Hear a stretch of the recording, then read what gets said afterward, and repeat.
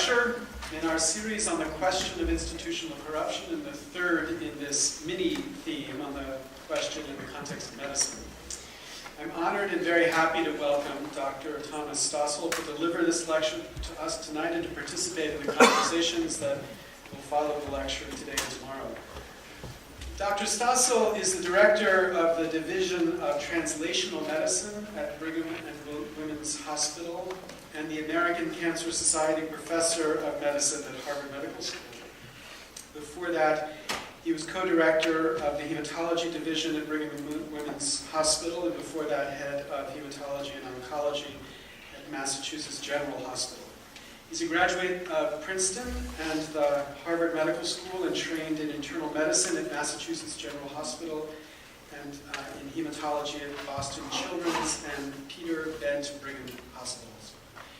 Dr. Stossel's research addresses fundamental mechanisms of how cells, such as white blood cells, provide a defense against infection, heal wounds, and how cancer cells spread. He has received an endless list of awards for this research, and elected to a wide range of medical societies, and has received at least 2 honorary degrees, one from Sweden and one in Sweden and one in Switzerland.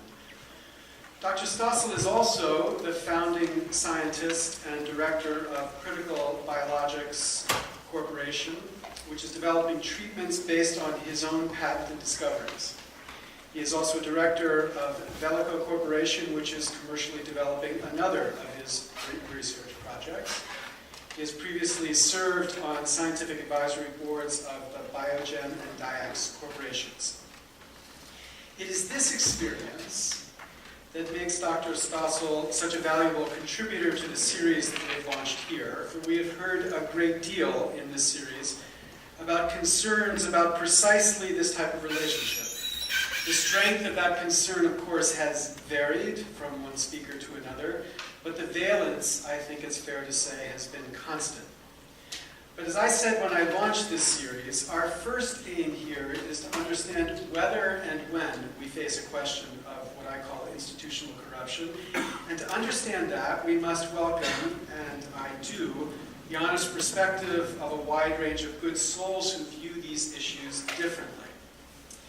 A corporation may have as its single objective the simple, and hence for academics relatively uninteresting since relatively unpuzzling, aim of maximizing shareholder value. But Dr. Stossel's story is more interesting and complex. Any doctor who, as Dr. Stossel has, devotes a significant amount of his time to developing nonprofit health clinics in Zambia, obviously has a complicated, rich, and valuable for us and for this project perspective on the questions we are asking. As he may describe to you tonight, Dr. Stossel came to his current views by passing through a stage of his own skepticism. Skepticism about precisely the kind of work that he is doing just now. He began where many of us now are. That experience, too, is a source of insight for all of us, and especially for this project. And so I am happy to welcome here tonight. I'm certain this conversation will be among the most interesting and challenging of any in our series. I will certainly insist that we engage in it with the respect and integrity that it deserves. Dr. Stossel has not been shy about putting his views into the public domain, but he has my enormous respect for coming here to offer to this group an argument that many will meet with a respectful skepticism. And so should it be always, and certainly more frequently. My role tonight will be to help enable this conversation among people with different viewpoints, respectful, civil, and productive. Thank you, Dr. Stossel, for making this conversation possible.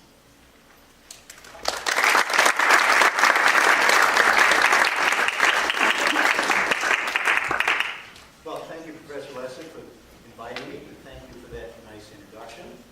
And thank you for setting the stage for, I would note that I've been at Harvard for 47 years, and this is the first time that I've been on this side of the river to give a talk. And I think you anticipate that it might be my last. And I'm glad that you might help me. Now, the question on which this lecture is based, it reflects the fact that healthcare is far from immune to economics. question refers to the system of cash flow that has evolved in healthcare, particularly healthcare innovation and education. The answer to the question depends how you approach it. You get one answer if you base it on what you think are self-evident truths, beliefs, akin to religion, to be imposed with the help of the news media and politicians on all by powerful authorities. You get a very different answer based on rigorous scholarly analysis, dependent upon empirical facts and logic, rooted in canons of history, economics, and the epistemology of science, generally accepted by scholars. Put another way, it's what my sorely missed late friend and tennis opponent, Ernest May, referred to as thinking in time.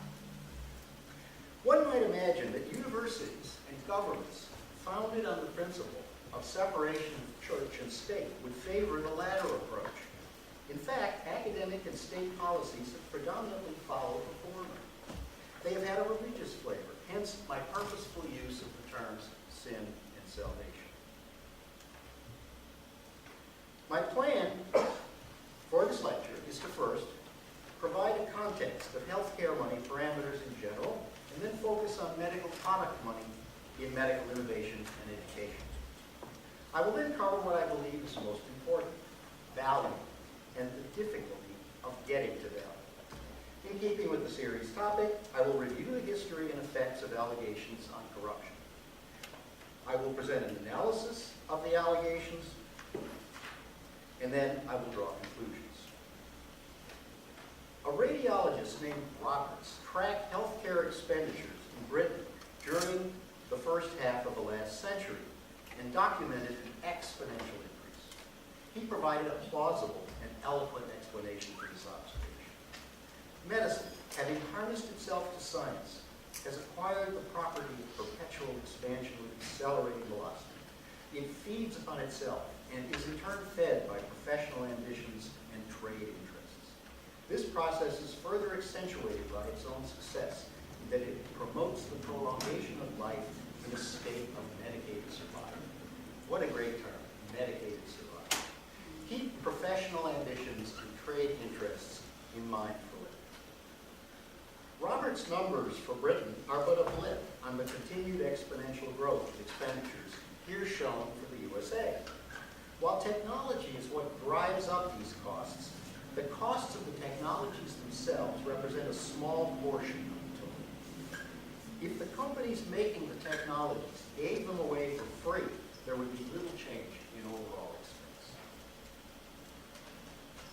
The evolution of sources of money for innovation and education are shown in order of their appearance in a clockwise manner.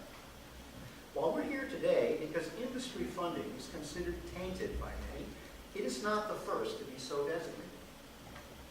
Government funding after World War II was viewed with suspicion by academic traditionalists. In a series of lectures here at Harvard, the University of California Chancellor Clark Kerr defended a utilitarian role for universities. The lectures became a book entitled The Uses of the University. The fact is that all sources of money are tainted. They taint enough. There is never enough money to support the possible missions of the university.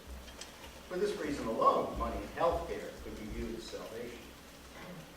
Industry investment in research has also increased exponentially and tracks perfectly with the accumulation of persons over 100 years of age. This adaptive development in investment contrasts with the public investment. Public investment, mainly the National Institutes of Health, NIH, always is justified on the basis of health promotion, but it is limited by political vagaries and spending limits. The enormous gap between the sources now is striking, as is the flat trajectory of NIH funding, which in the current economy is unlikely to change much. The future prospects for persons to sustain a research career based on NIH support, as I have been able to enjoy, appear grim. The only realistic supply of added funding is industry, but presently less than 4% of university research funding comes from that source. Quite by contrast, 50% of education support, that is continuing postgraduate medical education, is from industry. And a 20% decline in that support last year, as you can see, directly brought down the total amount of funds available. Medicated survival promotes not just growth, but as in economics and biology, differentiation. The diagram here doesn't do justice to the complexity of medicine and its industry interface. This nuance is a good thing because it creates efficiency, but it also makes for problems. One is that the devil resides in a large number of highly technical details I simply can't cover in 50 minutes. I therefore have to gloss over material I've analyzed in depth by simply presenting lists for further discussion. And I will argue that the failure to address this complexity also contaminates policy efforts. All said and done, for me, the key issue is value. Coming from a trade school, I don't have to bog down over the abstract meaning of value. I define value as increasing longevity, reducing pain, and improving life quality from a health standpoint. In this lecture series, we've heard a lot of nostalgia for the good old pre-commercial days in medicine. Well, I was there, and it wasn't so good. When I was an intern at the Massachusetts General in 1967, the hospital had just been declared #1 in America by the Ladies' Home Journal. I had some amazing colleagues. Michael Brown, Joseph Goldstein went on to win Nobel Prizes. There were other luminaries in this group. I was the control. The public status of medicine was high due to recent introduction of polio vaccine and a variety of antibiotics. Marcus Welby was on television, and organized medicine had done an extraordinary marketing job to depict physicians as saintly figures. But the reality was that we practiced, by today's standards, terrible and unsafe medicine. Access to care was poor, and there were large discrepancies between community and academic, urban and rural medicine. A patient with a heart attack would languish on my ward for a month lying in bed. Imagine what that would cost him. And the patient left the hospital with a weakened heart. The difference between then and now is not that physicians became smarter, that's impossible, or more ethical, or self-denying. They're certainly more diverse, which is a good thing. The difference is now we have tools provided by industry, and we got those tools embedded by a bi-directional flow of information and interaction between academe, physicians, and industry. Here's a list of great products we have now we didn't have then. Here's another list. I could make 20 slides like this. And in the aggregate, the results attest to value as I defined it in terms of longevity. Since I was an intern, mortality from cardiovascular disease has fallen steadily by half. Since the death rate remains 1 per person, failure to die of the #1 cause, heart disease, sets you up for the #2 cause, which is cancer. But cancer mortality remained flat and is at an all-time low. Many factors contribute to this incremental reduction in mortality, but according to economists, products produced by industry are the most important.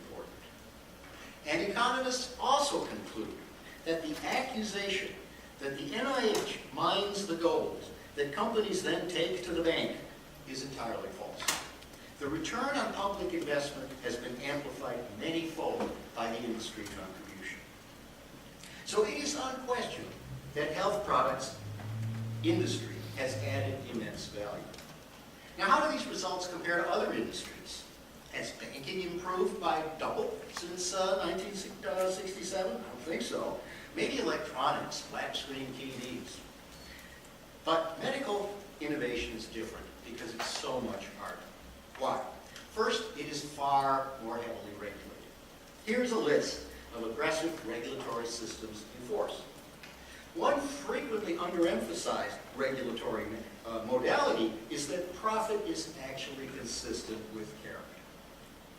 The second and most important reason for the difficulty of medical product development is our ignorance, about which we can do little. The high expense and slowness of product development, documented by the figures on this slide, are primarily a result of a high failure rate of what prospectively seemed like great ideas. An analysis by an economist, John Ioannidis, brings out another aspect of the difficult path to value. Ioannidis surveyed over 25,000 articles in high-profile biomedical journals. Of these, only 100, less than 0.4%, even mentioned a practical medical possibility. Of these, 21 ended up as clinical trials, and if an author on that paper had an industry connection, that was 8 times more likely to happen. Of those 20 trials, there were 5 FDA approvals, 1 product is in common use today. There's a mantra among medical academics, bench to bedside, it goes. There's an awful lot of bench, and there isn't very much bedside. These dreary statistics do not arise from a lack of good intentions, or from greed for that matter. They are a consequence of nature's inscrutability, overcome only by immense trial and error. Industry profitability is exactly what enables that effort through investment. Lack of profit seriously slows innovation by limiting that investment. The history of biotechnology entrepreneurship illustrates these limits. A lot has been said here about Bayh-Dole, but it was not Bayh-Dole that was responsible for the increase in physician and academic interaction with industry. Rather, it was the revolution of recombinant DNA technology. Some of you may remember that it was Harvard professors who persuaded Alfred Vellucci, the mayor of Cambridge, to ban recombinant DNA, setting Harvard behind the University of California as the pioneer in biotechnology. The prominent academics, including Nobel laureates, involved in early biotech are the few who've actually made a really lot of money, and deservedly so. Not so much because of specific technologies they brought in, but because by straddling academia and industry, these researchers retained their cachet value that unlocked investment from venture capital. Their networks facilitated talent recruitment and other technical contributions to product development. The red curve of sales depicts the successes of the early companies, but the blue curve of net profitability of the aggregate biotechnology sector has been 0 or less than 0 until recently because of inadequate investment. Many potentially life-saving technologies are languishing in the pipeline, especially now because the investment ecosystem has seized up. I can accept the inherent difficulties of product development. And frankly, I don't know how to make it easier. But do we want to make it harder? Well, I think we have. An abrupt appearance of a vast literature in the late 1980s occurred in response to a single incident close by. Journal articles, books, media reports, and even movies alleged corruption from financial entanglements. This repetitive literature ignores Robert's professional ambitions and fixates on trade interests because it's easy to count the money. Brings to mind the old joke about the drunk and the lamppost. The drunk is on his hands and knees under the lamppost looking for his keys. Did you lose your keys there? No, but the light is good here. At the onset of this literature explosion, I happened to be emerging from my earlier economic illiteracy because I'd begun to consult for industry. What I was reading was so alien to what I was experiencing, it led me to conclude that reality was being inverted. I continued to read and digest this material for 20 years, which is why I'm here. Unfortunately, many, including physicians, share my earlier ignorance, and few have taken the trouble to read this material. The code word for alleged corruption is conflict of interest. The reason it's in quotes is it is a meaningless epithet. It represents a framing bias that, once accepted, all weaseling aside, infers a problematic situation where risks eclipse or might eclipse benefits that must be therefore managed. Our country's founders rejected such management. According to Madison, removing conflicts, or factions as he called them, violates liberty. He called it a cure worse than the disease. Rather, he said, we should address effects of conflicts with checks and balances, not conflicts per se. That is good policy. But healthcare has gone a different way. Instead of punishing speeders, we have moved to banning fast cars. I believe this is bad policy. We now have academic and state regulations that invade privacy and mandate mass confession, restrict freedom of speech, association, and rewards for excellence, and empower poorly accountable authorities. The strategic targeting of gifts and meals was brilliant. The subject seemed too trivial to warrant mounting any resistance. But by acquiescing, both industry and academia unwittingly conceded that they had a corruption problem, opening the door to more intrusive regulations. These regulations have all been justified by severe allegations. So here's another list. The allegations are, on balance, that industry is inherently corrupt, that physicians cannot cope with industry marketing, and industry association for pay is simply unethical, and it alarms the public. In his opening lecture, Professor Lessig asked if these allegations are true. I will try to answer, starting with facts.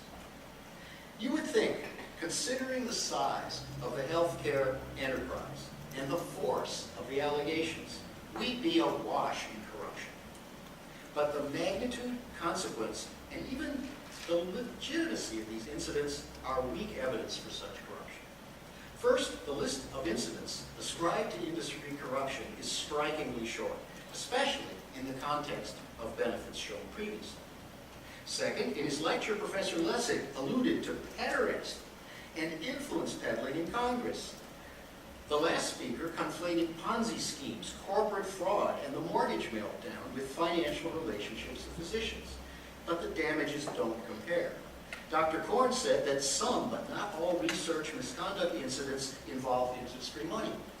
That is totally misleading. The vast majority of misconduct cases have not involved industry. And it makes sense because industry is far more under oversight than academia.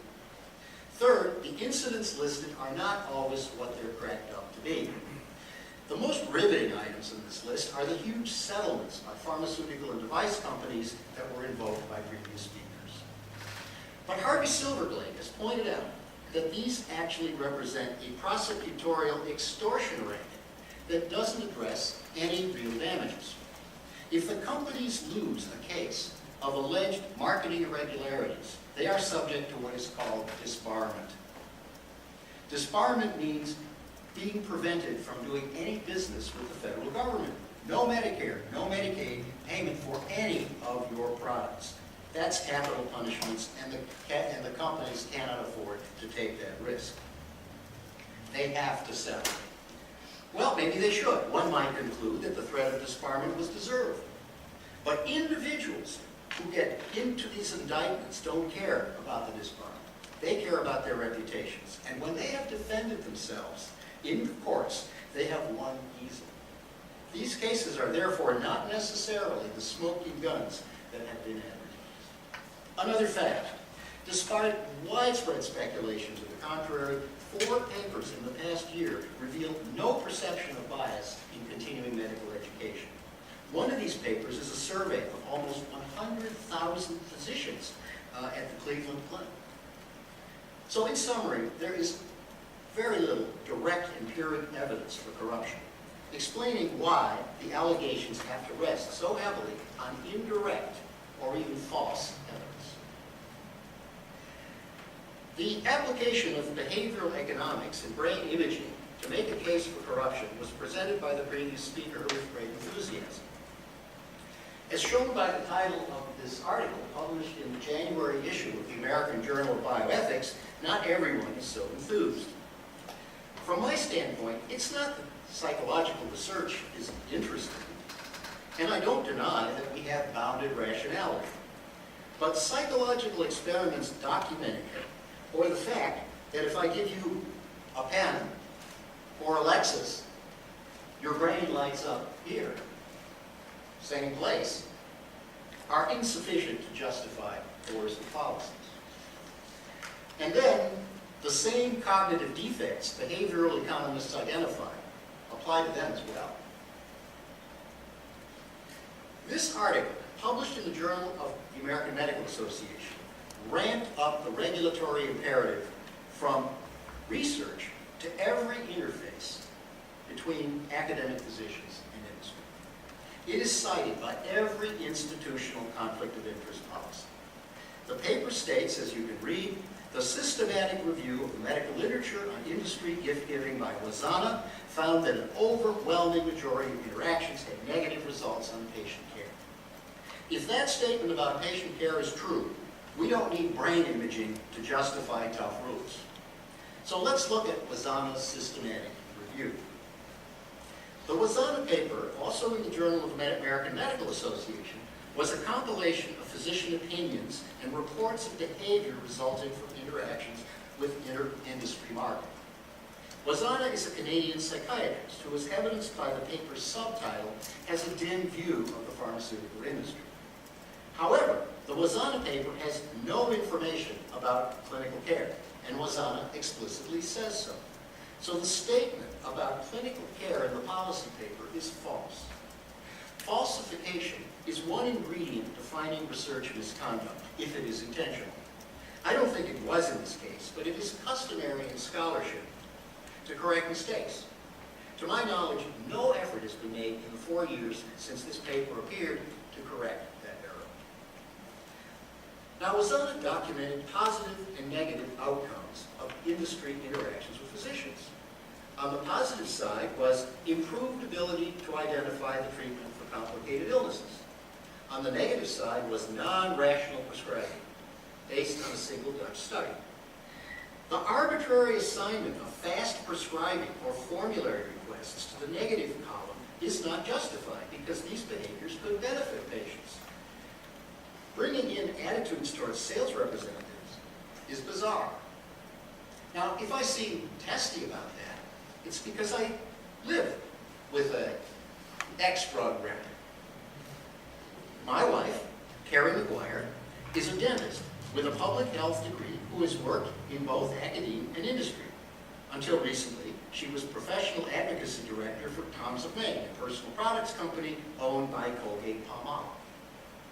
I think it's a good thing that I have a positive attitude towards her. I have traveled with Carrie to dental meetings all around the world. I suspect I'm the only Harvard professor who's ever worked a sales booth and handed out toothpaste samples. We never purveyed false information, and I got to know a lot of decent and honest salespeople. To imply otherwise is disrespectful. Given the weakness of the evidence, the demonization of drug reps is disrespectful. For behavioral economists to extrapolate psychology experiments involving college students to educated trained physicians is disrespectful. If not accepting money or gifts from companies makes you feel good, be my guest, fine. But to say that you're demure makes you a better physician, a better innovator, or better educator than someone who accepts such emoluments without substantive evidence is disrespectful. More importantly, it is false and damaging. I'm often asked, how could you ever be against transparency? Well, first, it's muddled. According to behavioral economics, disclosure is inadequate anyway, and its only purpose is to define what you're going to ban. How it plays out in reality is portrayed in this film, which I recommend. It's called The Lives of Others. The story is set in 1980s East Germany, where everything was transparent, because everybody was spying on everybody else. Ostensibly, this vigilance was to promote and protect socialism. In reality, it was an engine of gossip, an acting out of grievances, and a taking of political and personal advantage. That's how it's used in healthcare. It is used to promote activist and litigation agendas. There are more costs. Here's another list. So regulation that we have now complicates early innovation. It decreases education, as we've seen in its compromised training programs. It promotes what is called clinical inertia. That is, doctors don't get information that they need to pass on to their patients. It promotes inexpert education, and it causes waste. This Massachusetts law recently was passed supposedly to save money. It will cost the state far more than it will save. Why, despite lack of empiric evidence, faulty logic, and lack of respect, does the drive to separate academics, physicians, and industry inflict flawed and damaging policies? The answer lies in ideology surrounding healthcare and in the politics of academic medicine. The principal ideological issue is a confusion of merit and value. While these terms get used interchangeably, they are different. Value is what I defined earlier about longevity and life quality, and you don't access value until you've done the work, you've done the research. Merit is easy. It's what you believe, what you like or don't like. Here's a list of activities or outcomes declared to be of low merit and therefore categorically corrupt and should be banned. Well, I can defend the social value of every one of them. But for now, I will just stick to one, educational amenities. Why is education in a monastery, sitting on a bed of nails and wearing a hair shirt that you paid for yourself, better than education at a resort where you network with colleagues? I return to the JAMA paper with the false evidence. It is also emblematic of the confusion of merit and value. It begins with the statement, if you can see, the current influence of market incentives in the USA is posing extraordinary challenges to medical professionals. Physicians' commitment to altruism, putting the interests of patients first, scientific integrity, and an absence of bias in medical decision-making now regularly come up against financial conflicts of interest. What is noteworthy about this statement is why people didn't read it and say, what justifies the majestic authority of these assertions? There's no evidence, there's no attribution, and no recognition of dissent. Proponents of the argument that absence of bias defines scientific integrity claim that even short of bribes, which are illegal, we are subtly inclined to please financial sponsors, an allegation that was made in previous lectures. Well, you have to please sponsors to get funded. But that doesn't mean the sponsors don't want you to aspire to truth, such as this. In my 35+ years of research, I have never been subtly biased. I have always been totally biased. You have to be biased. Scientific integrity is not absence of bias. It's doing experiments designed to falsify, not confirm your hypothesis. The conflict of interest literature is rife with confirmation bias. Declaring altruism as the basis of professionalism is also a framing bias. It has legs, however, because of our evolutionary unpreparedness to deal with markets. The transition from avarice being the deadliest of sins to capitalism being recognized as the engine of prosperity took hundreds of years and has received deep scholarly attention. A principal ingredient of the transition, amazing you can do this in 15 seconds, was learning to treat people as they are rather than as authorities opine they should be. Now, as far as I'm aware, healthcare has not invested attention in such scholarship. For example, here are some amazing statements made a century ago by the much revered Sir William Osler.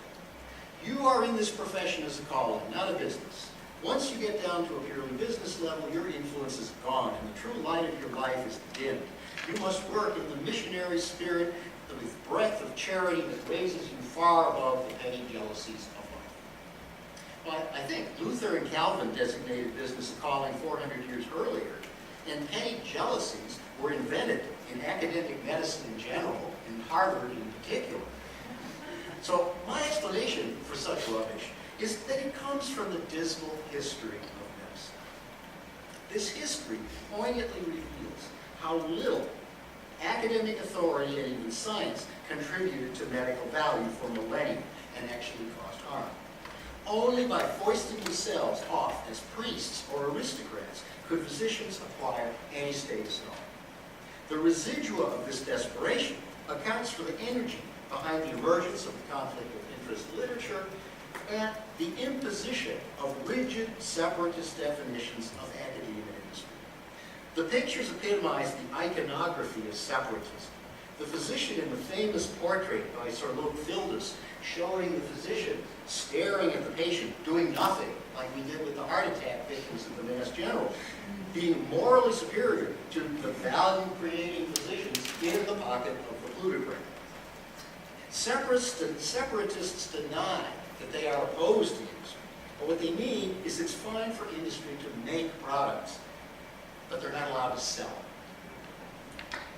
Physicians or academics are supposed to, and they're not supposed to pay physicians.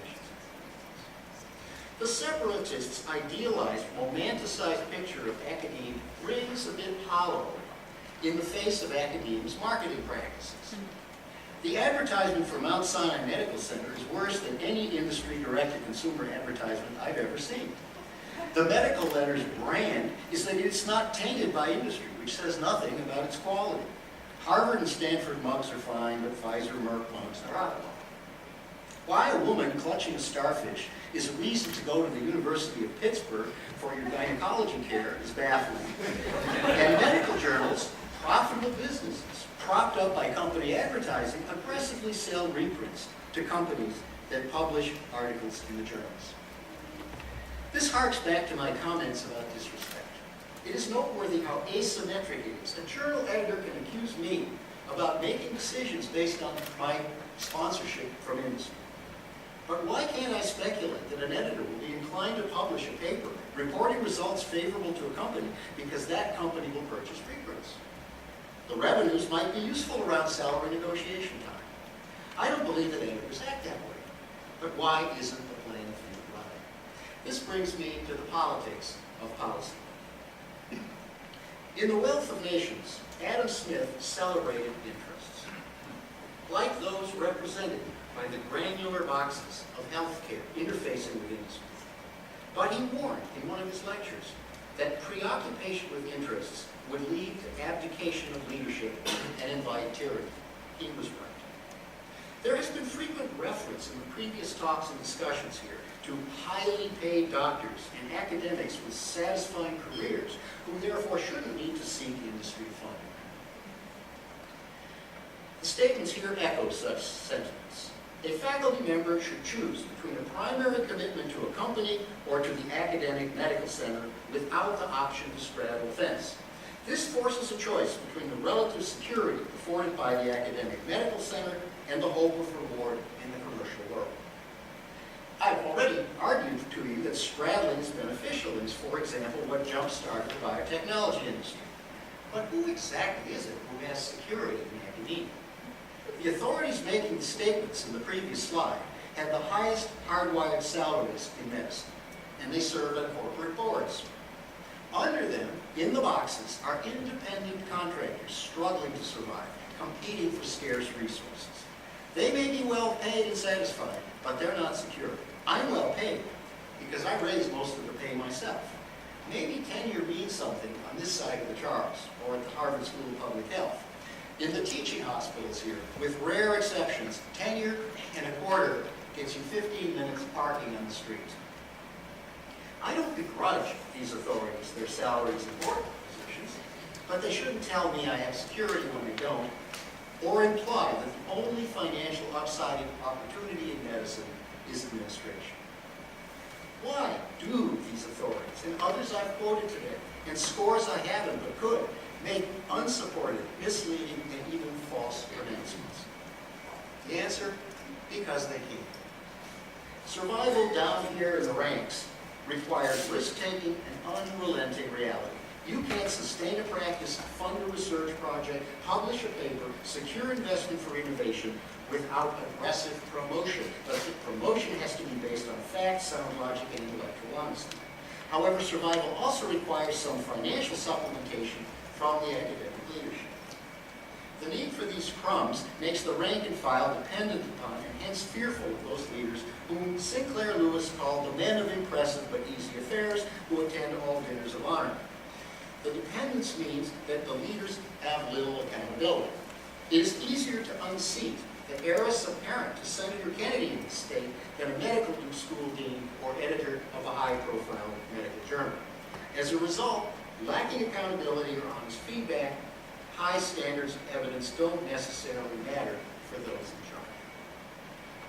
The policymakers always pay lip service to the need for collaboration with industry. As I pointed out earlier, this is a difficult and a long-term task. But the policymaking effort always turns into a short-term goal, to cite the previous speaker, to lower the temperature. A temperature raised by the reverberation between critics, politicians, prosecutors, tort lawyers, and press, those who, as Edward Gibbon described, use the trappings of virtue as instruments of ambition. This appeasement is supposed to make life easier for institutional management, but it hasn't worked. Even the most draconian policies are light years from where the most extreme activists want them, and the hysteria will not remit until persons of credibility resist. There are different routes to bad policies. One involves recruiting diverse constituencies, including civilians, a term that's been used to frame the policy. It leads to a deadly combination of inexperience and imagination. Another, exemplified by the Institute of Medicine policy, collects so-called experts on conflict of interest. These are people who perform surveys, who are policy entrepreneurs or ethicists, who make their living or who have staked their prestige on conflict of interest being in serious danger and on strict regulation.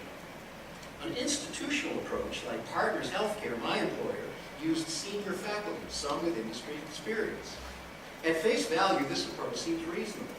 Unfortunately, these individuals, especially those with many responsibilities, don't have the time or interest to do the heavy lifting. It's therefore easiest to imitate and appease, and above all, they protect their own interests. Partners did not consult its faculty for feedback during the framing, publicizing, or implementation of its policy, and this has been the case of most academic healthcare policies. Coming to the end. I take issue with the previous speaker who said he was the meat in the sandwich. I'm not exactly sure what he meant. Perhaps that he was the substance and the other two speakers were the fluff. But I suspect he was implying that he was the moderate between extremes. I reject that. The first speaker is a hard separatist. The second is an institutional protectionist. I believe I represent the aspirations of healthcare providers, innovators, and educators who want the freedom, moderation, and common sense to be free to generate value for patients. I believe I represent a silent, but unfortunately fragmented and intimidated majority. Equally unfortunately, the damage from flawed policies is not as obvious as Vellucci's ban on recombinant DNA is, and therefore can't be so easily reversed. So I return to the question I posed at the beginning. Money in medicine, sin or salvation? Plato had another way to frame this question in the first book of the Republic. Socrates asked, is a physician a healer or a moneymaker? The answer, both. I have three conclusions. The first will be, I'm sure, very unpopular here, but I place my trade school emphasis on value for patients, not institutional missions, institutional integrity, or disinterested advice. The default to basing policies on ethics has been an excuse to avoid hard scholarly work. The second conclusion is that the key issue is value. Value, as I defined it, not abstract virtue or institutional integrity.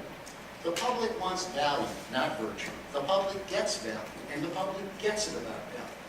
Contrary to the allegations, the public does not have a trust problem, despite 20 years of propaganda. Surveys have shown no decline in physician esteem. 2/3 of respondents believe researchers should profit from their discoveries, and an overwhelming majority of patients enrolled in clinical trials have no concerns about financial relationships of physicians conducting the trials. Third, I'd love to see the brain images of the people at the top of the pyramid who are responsible for our policies. Unchecked power always goes. Are policies based on subjective reflection and misleading and even false ideas and imposed and enforced without accountability or feedback corrupt? If so, I echo Professor Lessig's charge in his first lecture. The principal fault lies not with the perpetrators, but those who don't resist. I lay particularly blame on my most prominent superstar scholar academic colleagues who profited mightily from their industry relationships but have remained silent.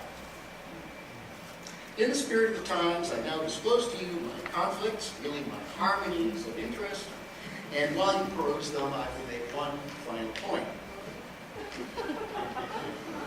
I always end this talk by referring to the nonprofit my wife and I founded to provide volunteer dental prevention and management of sickle cell disease in Zambia.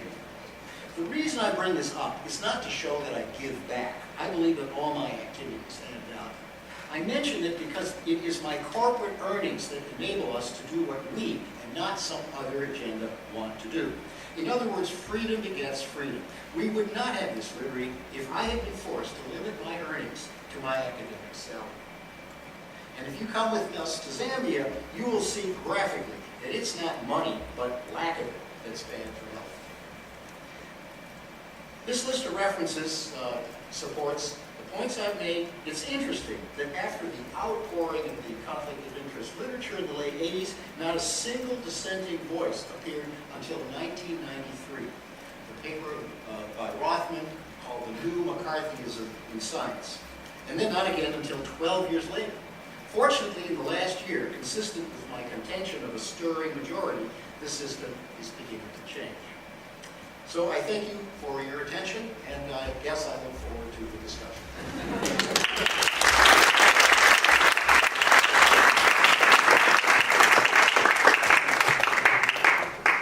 So as is our convention, I will queue up the first question and the second question. We have two mic people. So where do we start right here?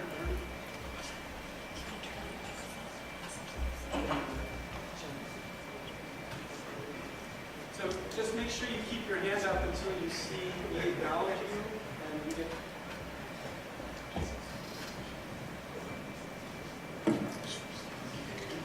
Yeah, so I'm a bit puzzled. I had the same puzzlement with the last speaker, which is basically, why are we being asked to pay you guys so many times? We pay you once by subsidizing the cost of college education, which then funds the university, which pays you a salary. We pay you twice by funding the NIH, which then funds your research again. And we pay you a third time by having the government pay for the majority of the costs of medical treatment through programs like Medicare and Medicaid, which go to these companies, which then pay you a third salary for consulting fees and educational costs. I mean, if industry is so great, why don't you just support a system where the research is done by industry and it's simply a pure industry-to-industry system? Why do you feel like the public should be paying for all this research costs, which then you should then again be able to charge us twice and three times for by having this kind of public-private hybrid? Do the speakers identify themselves? Sorry, my name is Aaron Swartz. I'm going to be a research fellow at the Saffron Center next year. Aaron, did you say? Aaron. Aaron. Well, I think you've taken something that's very complicated and grossly oversimplified it. And I would suggest sitting down and thinking it through.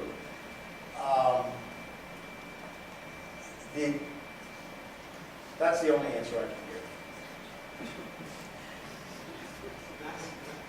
Hi, I'm Max Baserman. I'm a professor at the Harvard Business School, and I've spent this is my disclosure, over 200 days consulting to the pharmaceutical industry.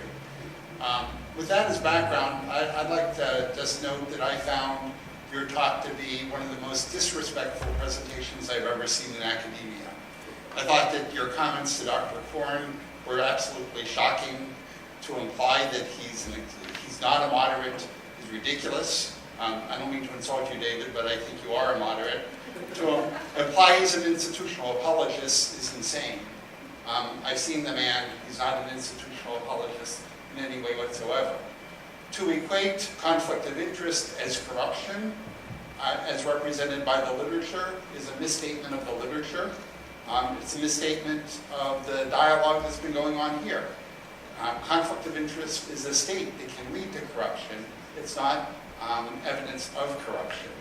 Your presentation of your work as science in comparison to the other side as being media-driven is offensive. And the fact that you sort of ignore the fact that we probably would have had some of that growth in health outcomes regardless of the system that we had in place, really ignores the control group idea as you provide your evidence. And finally, your comments about behavioral economics, I'm not an economist, and if you don't believe me, you can ask an economist that. But your comments about generalizing from people to doctors is highly inappropriate when you call that disrespectful, when many researchers have spent many careers, many studies basically devoted to doing exactly what you're requesting, showing that outcomes in the lab generalize to the field shockingly well. And when you call them disrespectful for using the logic that we have to make our best estimate in specific domains, when you call that disrespectful, I think that you're disrespectful of the work of dozens and dozens of researchers. My question is, would you like to offer an apology starting to Dr. Korn? Well, tell us how you really feel about it. I will just have to agree to be mutually disrespectful. I think it is that. I think the comments speak for themselves. Okay, not to continue a trend here. Tom, I'm Arnold Relman. I'm an emeritus professor of medicine, and I used to be editor of back from Upton Institution, the New England Journal of Medicine. Tom, you and I had a brief discussion on television a couple of weeks ago. It was Fox Business News Network, moderated by your brother, John. And in the course of that very brief exchange, I observed that I thought that there was a parallel between the position of physicians who were fiduciaries for their patients and for the public in general, and the position of a judge presiding over a trial, who is a fiduciary for society and who is assumed to be able to deal without bias in listening to the arguments of both sides.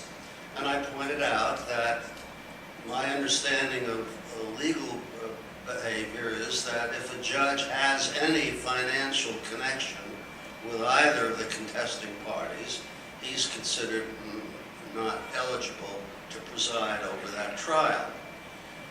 As I recall, you said there's no comparison between the position of a physician and a judge, as you describe it, but because the judge is dealing with really important matters having to do with life and death and property.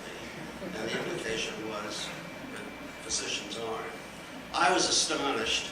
My first reaction is, Tom, that's a silly response. And then I was cut off by your brother, who thanked me for my observations, and the program ended. So I am anxious to know whether you would like to elaborate on your opinion that would seem to be that physicians don't deal with important enough matters for a conflict of interest to be of concern, whereas judges do. Did I misunderstand what you said? And would you like to elaborate on that point? You did misunderstand what I said. I did not say what you said I said. Yes, I've been called silly on national TV. What I said was the reason I don't think the judge analogy is appropriate. It's nothing to do with life and death. Bus drivers have more lives in their hands than physicians. It has to do with power. A judge has absolute power. Judge says, you're guilty, you go to jail. You're not guilty, you don't go to jail. Juror says that. But the judge sets the fine, in many cases, the judge does. And it's not just a jury trial, the jury does, but in many cases, it's decided by judges. I'm not the only person who has expressed this idea. Jane Jacobs in Systems of Survival makes that point, that physicians are not public health officials who can close beaches.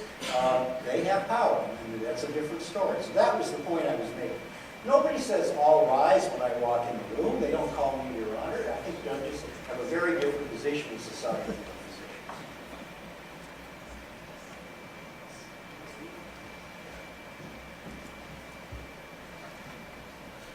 physicians.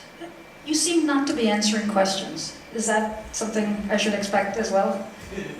You didn't answer his question, you didn't answer Max's question, and I'm just wondering if this is really a dialogue or if you had a prepared speech and these questions are really not going to matter, because I couldn't answer his question. it's a very reasonable question he asked you, of why he should pay you 3 times. He And doesn't pay me 3 times. That's all not right, how it works. well, okay. So here's the question.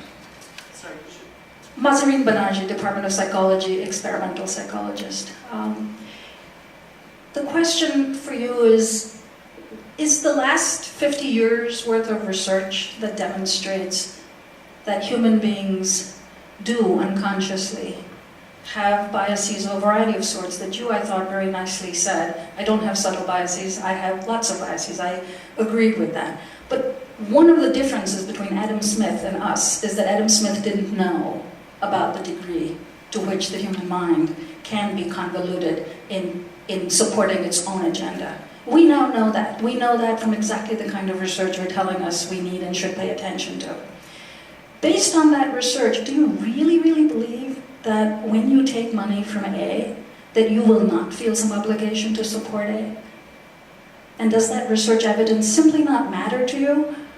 Or do you read a different literature from what the rest of us are reading? Well, I will answer that question. I agree with you completely. I think it's interesting, the whole idea of bounded rationality, and we're biased and we're rationalized, but that's not the point. I don't think that should be the basis of regulation. I think that it isn't a question of rationale, it's a question of checks and balances. And that to say that we don't know, we have no evidence that physicians interacting with sales forces are actually harming patients. I don't think, because they might be, is sufficient evidence to say so. That's all I'm saying.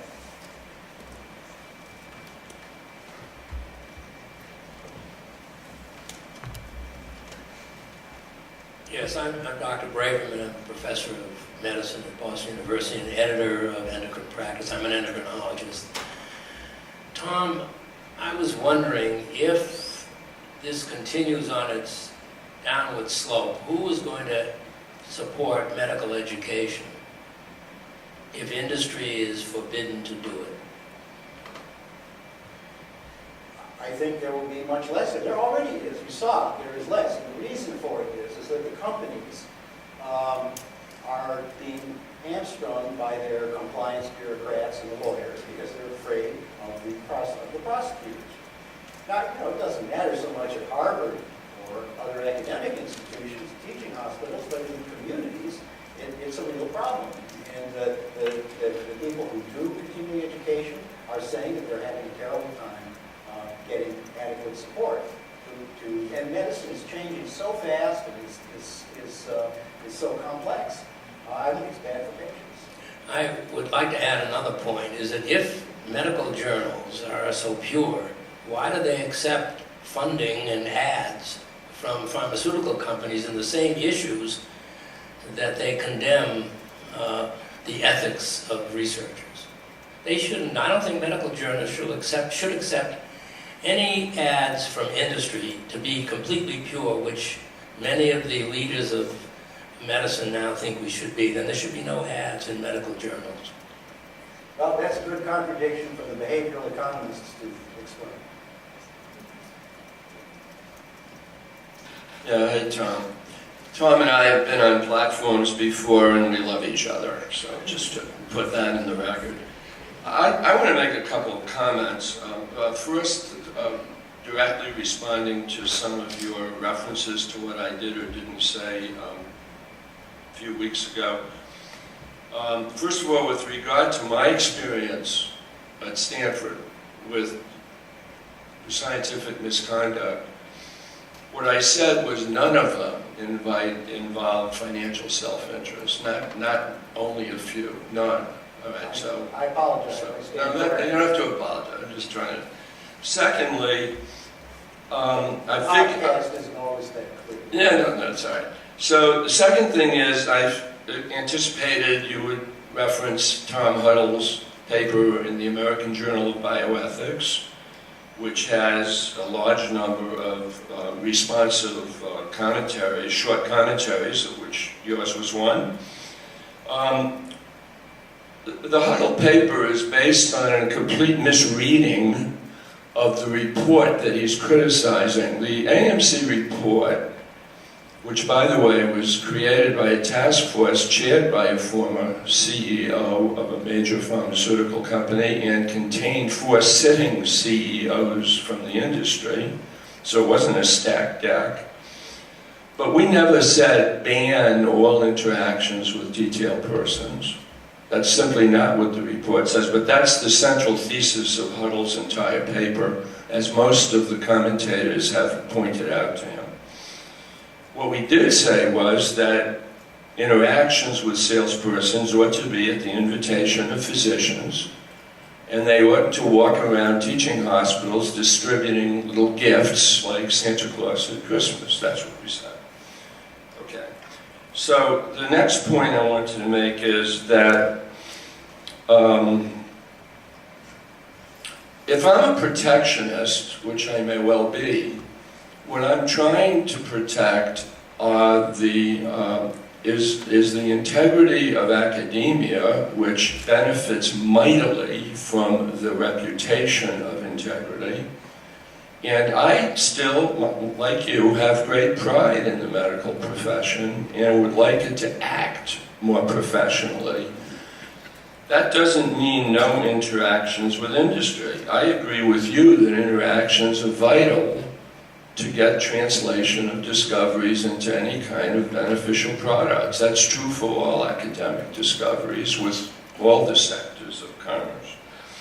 But what I don't understand is the justification of the entitlement attitude that's been imbued in doctors for a long time, that because they're MDs, they're entitled to all kinds of gifts, travel, this, that, and the other thing. And I think physicians are free to speak their mind about therapeutics, but reading paid scripts and being paid for it by pharmaceutical companies are basically being salespersons in academic robes.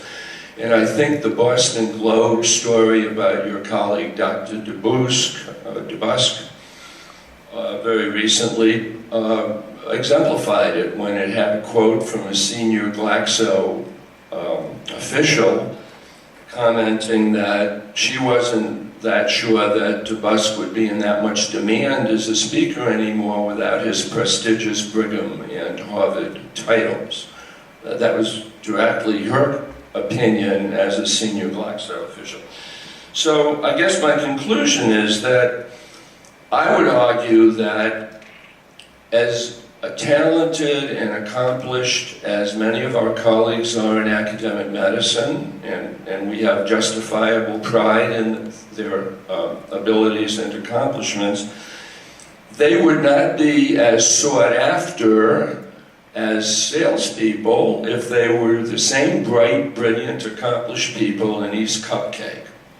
They're sought after because their professional, institutional identity is what creates the perspective of credibility, believability, and trustworthiness.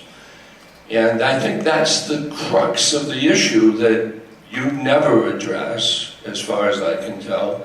But for me, that's what the crux of the issue is. And so, we may just have a fundamental disagreement, which is fine. Okay, well, you covered a lot of ground. I'm just curious. How many sitting CEOs actually attended the meetings? There were 2 meetings. They were all there for the first one, and Because my understanding is it was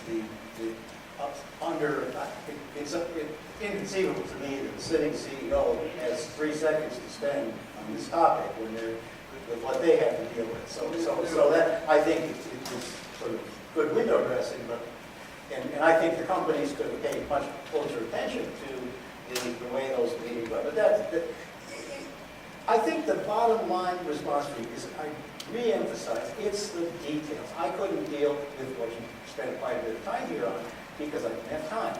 And 10 meetings, 3 meetings is inadequate to do justice to this extremely complex matrix that we're dealing with.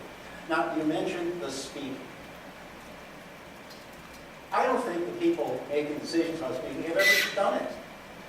And it has real social value. But I'm listening to the way you frame it. You framed it as it's academics shilling marketing for companies. Does anybody here do it, ever done it, understand it? And because I haven't done it, but I've come to learn quite a bit about it. That the question isn't, it's the merit, what's the value? Does it help physicians gain information in a way, user-friendly way that benefits patients? And I think overwhelmingly the answer is yes, it does. And it gets that information in places where the academic leaders who are making these value judgments will never go. Small towns. And it's especially academics who have done the clinical trials, who can bring insights. And the idea about the scripted, because again, there's the pejorative metaphors, the scripted talks. They're scripted because they're FDA compliant. It's not because they have subtle marketing messages. So we need to know what we're talking about. We need to get the details, and we need to ask what's the value. Now, the thing about the Glaxo comment, the fact is I'm hearing that this has been a big boon for physicians in the community because the companies are just using them to give the talks. They're not hung up about who gives the talk. They just want to get the information to patients. So I think that there's too much armchair sideline speculation about what these things mean. That one needs to actually talk to the people in the trenches. Can you just follow up on that?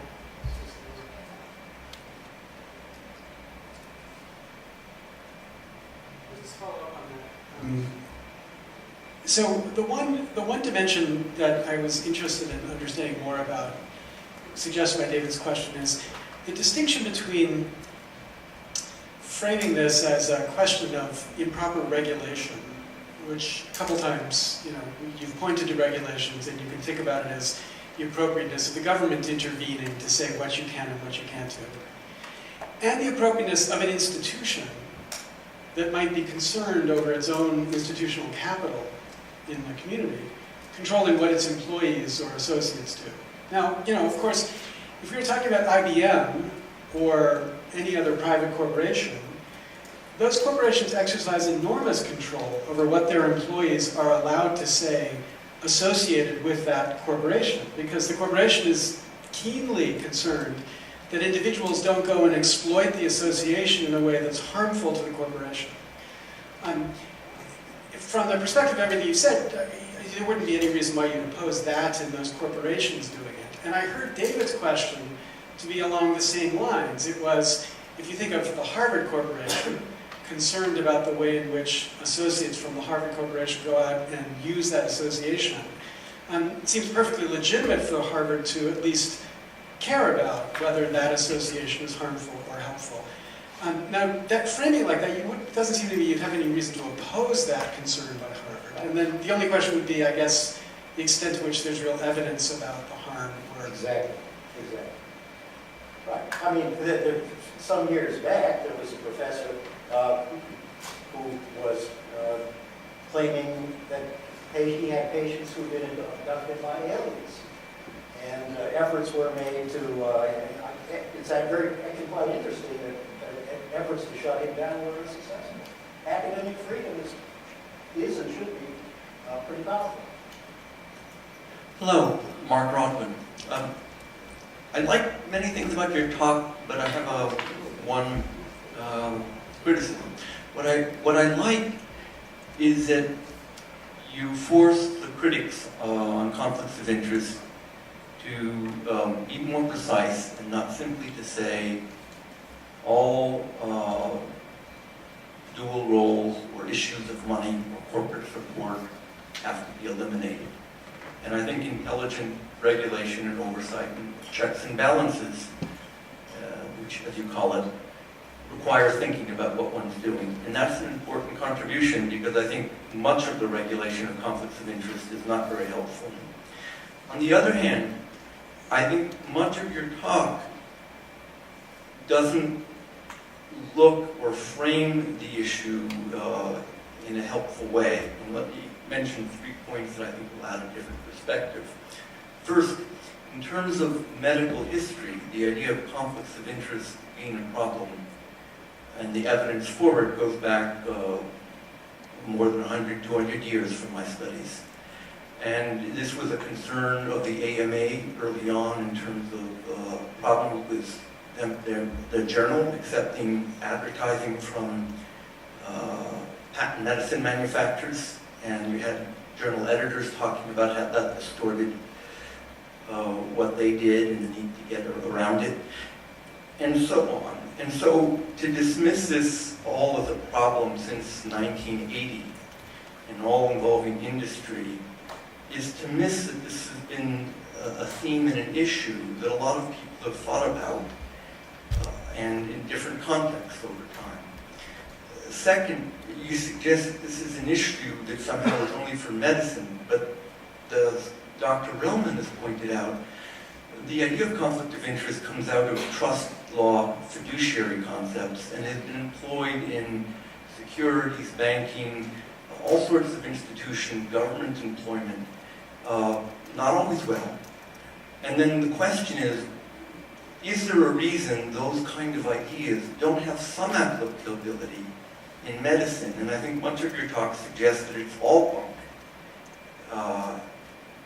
And that I think is a little overbroad and a straw man. So one thing that is a constant theme is that sometimes there are dual roles that need to be separated. So investment advisors might not be the best people to be sellers, or sellers be advisors. And similar in medicine, people have for a long time thought that perhaps researchers that are trying a clinical trial should not be in the same time treating a patient, that there might be a role confusion. Not necessarily just money, but that's the problem. Similar that perhaps someone who owns a product shouldn't be evaluating its, whether it works or not. And you seem to not suggest that that might even have some validity, but suggest that if one has any oversight of conflicts of interest, one saying there can be no industry, no role for someone having one role in industry and the university. And I think this is not helpful because then it puts the debate in all or nothing. And I think what we intelligently need to do is figure out where the problems are and how to address them. And I think you're well positioned to help move forward in that way, but I think you're maybe undercutting some of your own potential valuable influence in the way you present it. Well, thank you. Maybe that explains why no one's asked me to help frame any policies. It's interesting how people say things you didn't say. I didn't say there's no problems. I didn't say we shouldn't have oversight. I just keep coming back to the devil in the details. I mean, you mentioned several things about doing, if you have an interest in a product, should you be testing it? Well, one very common sense reason, no, which has nothing to do with ethics, is you want confirmation, you want validation, so you want other people to do it. There will be other circumstances where nobody else cares, no one will do it, no one will do it as enthusiastically as you will. I think Dr. Korn mentioned it, I know exactly who you're talking about, a colleague at Stanford, where it sounds like you worked something out. And I'd love to get back to that sort of common sense regime where we could move forward that way. Now, think about this. Scientific misconduct, that keeps coming up. Scientific misconduct is dirty, rotten, low value, we don't want it, and how do we handle it? Well, we don't say you can't do things because you might do misconduct. We have to evolve to that. We have a system where if somebody suspects it or sees it, we have a reporting system. We investigate, and if someone actually did it, we punish them. I think that's a good system. That's back to Federalist 10. We deal with the effects. We don't deal with the factions, because that just cuts away liberty. Noam Zohar from Bar-Ilan University in Israel. I'm visiting at Harvard this term. I want to continue the thrust of the previous question. Listening to you, I was trying to figure out whether you were saying that there is no problem, or that the solution of overregulation or of curtailment of freedom is the wrong solution. And I'm not entirely sure to this moment, even having listened to your last answer, what it is that you're actually saying. It seems to be that you're denying some problems and admitting others, and saying that the problems that exist should be solved differently, addressed differently. So specifically, I want to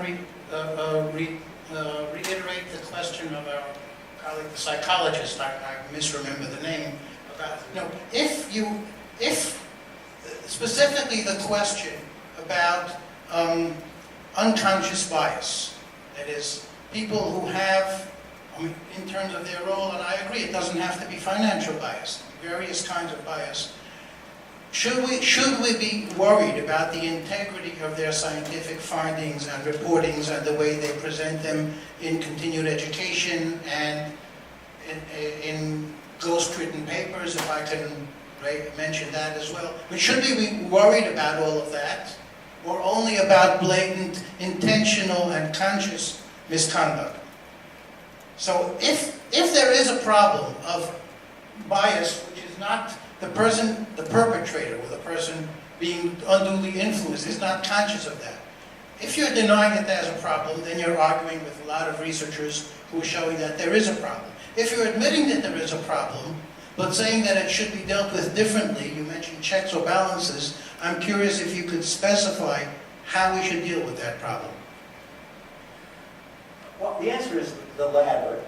I'm not saying there is no problem. I'm just saying that the solution, a coercive solution, is not the way to go. Now, how to do it? Life is tough. We don't get the answers to controversial issues easily, but it plays out in the fullness of time. I think that the finger pointing and the motive mongering and the getting into what your biases are isn't necessarily a particularly helpful way to get to progress in dealing with controversial issues. Now, it's interesting, Dr. Korn mentioned in his talk that, going back to this misconduct issue, that there was a time when an effort was made to push the envelope on the definition of misconduct from falsification, fabrication, and plagiarism to anything else, a lot of other things. And that got pushed back, and rightly so. Now, as a result, we tolerate a lot of tacky behavior and a lot of not nice behavior among academics. But we deal with it, and we make progress. And I think that it's sort of interesting that this conflict of interest business is sort of an end run out of that sensible, simple approach to dealing with those tough problems in life. I'm not sure I've heard a positive suggestion, but maybe there's no positive. I'm Jeff Garber, and I'm a little confused because I thought that the panel started tomorrow, and I didn't realize we'd have a panel with about 75 people start tonight. So I actually am a practicing physician, and I guess one of the ways I got invited to this, I can speculate, is that my day job is practicing endocrinologist. And I have a handle, not so much on the philosophy of many of these matters, but just practical hands-on experience with it. I'm also the president of the American Association of Clinical Endocrinology, and we were founded as a reactive group in 1991 to sort of address the politics, science and economics, confronting clinical endocrinologists, and we like to think that we're a patient-centric organization, run by professionals, but really managed by other outside people just to help us. But a couple of things, just first a comment, and then perhaps, I don't know if this will enlighten anybody. What I find fascinating is Dr. Korn's good efforts and everybody else. Regulation in CME, medical education, has actually gotten much more stringent. So what we used to see perhaps 20 years ago or 15 years ago wouldn't pass muster now. So what's interesting is that there seems to be a pendulum swing of what's being published now, and I think it's a reflection, and a good reflection, of the efficacy of some of the regulation. Because these are counter studies to point out, guys, it's like you're 15 years too late. You're coming up with lots of concerns about CME, but the perceived bias, if you looked at one of those articles, and it must be coming out in Academic Medicine by Kawchuk, this is the Cleveland Clinic Foundation. The most prominent person at the Cleveland Clinic Foundation nowadays in the news, Dr. Nissen, is a major, major opponent of the mixing of industry and medicine, and his own group looked at 95,000 surveys done at the Cleveland Clinic to perceive bias, and they admitted that their a priori thesis was if it was a single funding thing, it was more likely to be biased than multiple funding, and if it were funded, it was more likely to be biased than non-funded. And it just didn't pan out against a robust series of things. Their conclusion, in fact, was very practical, that a lot of the data wasn't contemporaneous with current regulation. So it's not so dismal, and I think both sides of the aisle, if you want to call it that, can recognize that we're not really that far apart on some of these things at this moment, or we've tackled it. But I think that one of the things that just maybe to perhaps educate people that don't know that, the idea of promotional talks, it has a very, very practical impact. There are devices, let's use that as a very concrete example. Would anybody want a surgeon in an operating room not to know how to use a machine and not have an industry person tell them what buttons to push? Well, the problem is that diabetes, which is a growing epidemic, most people, many, many people who should be on insulin don't start insulin because of fear of doing so. They don't know about, they're fearful of needles, or they may be able to use a device that makes it much easier. Most regular doctors in communities are not comfortable with starting people on insulin. What promotional talks, it may be funded by an insulin-producing company, and they may want to sell more insulin. I mean, they're behind people going out into the community and teaching that sort of thing. Our organization does disaster preparedness. It's industry funded. If we didn't do that, the people in the Sacramento fires who had diabetes wouldn't be called in a reverse directory kind of set to say, don't leave home like the folks in Katrina without your insulin. So that's just by way of, it's a little more practical than some of the discussion sounds to me. But I think that one of the holes in our mutual education, and I've had some experience with this just by dint of what I've done, is that we need to not just recognize, accept the fact that they're biased. I think we should educate medical students, physicians, lawyers, philosophers, how to recognize it. And it can be very, very subtle. That's not to say that we need to overregulate it. You need to sort of, when you read a 300-page summary of a meeting and you see disproportionate, just lines on the paper being given to certain products, learn to recognize it, but don't overregulate it because you're going to grow out lots of babies with bathwater. Anyway, more to follow tomorrow, I imagine. Thanks. I just would, it jogged in me is that the power of data. For example, FDA panels.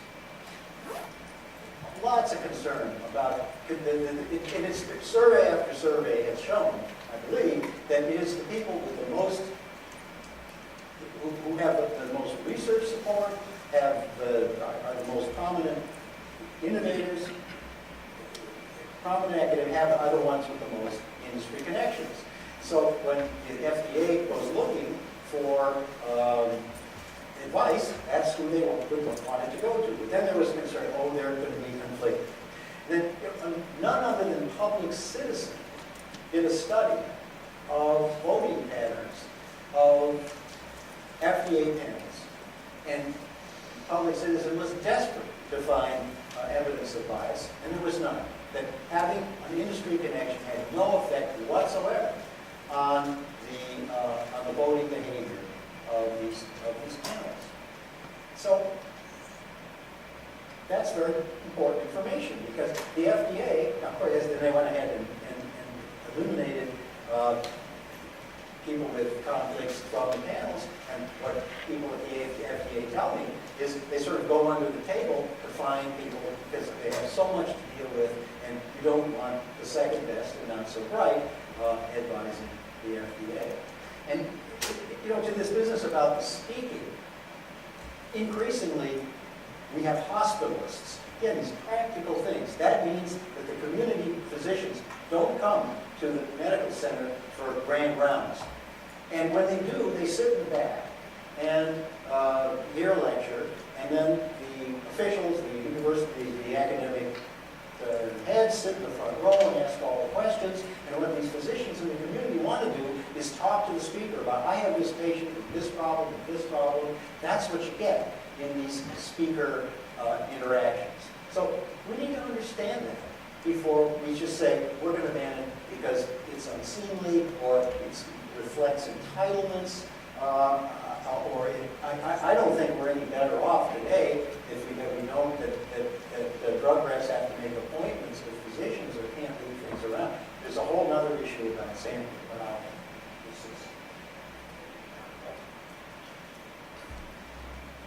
Tom, you made a great point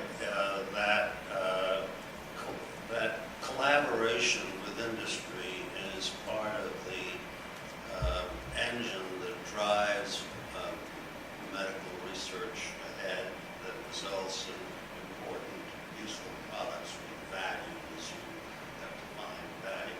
And I agree. It's obvious. That doesn't have to be argued. The issue is not whether academic scientists should collaborate in research when it's appropriate, when it's scientifically appropriate. The question is, on what terms should they collaborate? Should they collaborate as equity partners? Should they collaborate as interested entrepreneurs and make money from the collaboration? Or should they simply expect, when they work with a problem that's of interest to industry, to get their research costs paid through a grant, but not expect any personal enrichment, any stock options, or any other advantages? Now, your implication is that without the attraction of making money, scientists like you and people throughout academic medicine would not invent, would not develop, would not cooperate with industry. I can simply tell you that that's false.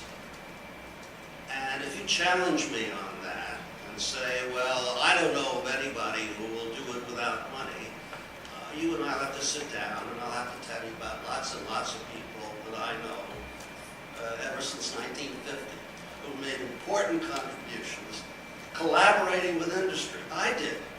I worked with industry. I worked on drugs.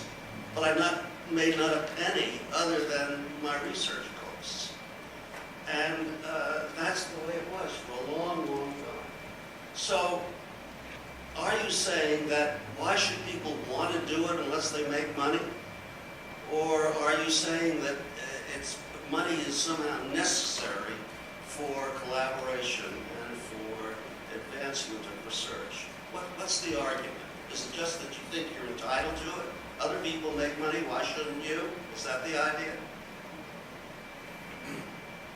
Well, I mean, the short answer is, in our society, we reward excellence with money, and we reward extraordinary excellence with extraordinary money. Basketball players love to play basketball. That we pay the superstars a ton of money. So that's how it is. Again, it's a question of the details. I pointed out that the number of people who really have equity interests is very small. And would they do it without it? Well, if it didn't exist, some would. But I think it has a way of attracting people into the system. And I will mention one story. I think it's an amazing story. Is that because I was familiar with the company Biogen, and the founders of Biogen was someone named Ken Murray. And so the venture capitalists and Walter Gilbert here at Harvard, who started this company, and he said, come on guys, let's get together, and we go to the nice islands, and there's lots of money, and we'll talk about science, and we'll think about products that we can produce. Would these people have done it anyway? I don't know. But they did. And Ken Murray from the University of Edinburgh, who worked on, was a microbiologist in molecular biology in his lab. And again, it's a very important point. He didn't leave to go to industry. He kept his own lab going, and he had to keep his lab going. So somewhere, he meets Peter Hans Hofschneider, a virologist from the Max Planck Institute, who says, there's this horrible disease, hepatitis B. Murray never heard. So, you probably could clone the coat of the virus. So he said, yeah, that sounds like a good idea. Biogen paid him to do it. He had equity in Biogen. He goes back to his lab. So now he's got the add-on funding. He hires somebody. They clone the hepatitis B. That becomes the basis of the hepatitis B vaccine. Now, hepatitis B was a scourge. Hepatitis B is the commonest cause of cancer in the world. It causes liver cancer. It will be eradicated because of this vaccine that Biogen started, that Murray started. Now, as a result of the profits from this vaccine, Biogen made a lot of money. Murray had appreciated equity. He made a lot of money. The University of Edinburgh made a lot of money. But the value for humanity is incalculable. There's no amount of money you wouldn't want to have for this having happened. Now, one of the great ironies is that Murray was awarded the Alport Award of the Harvard Medical School some 15 years later. And he wins this award from a university whose conflict of interest regulations he would have been in flagrant violation of. You can't have equity in sponsored research. So I think that's how our society works, is we reward excellence and we get value.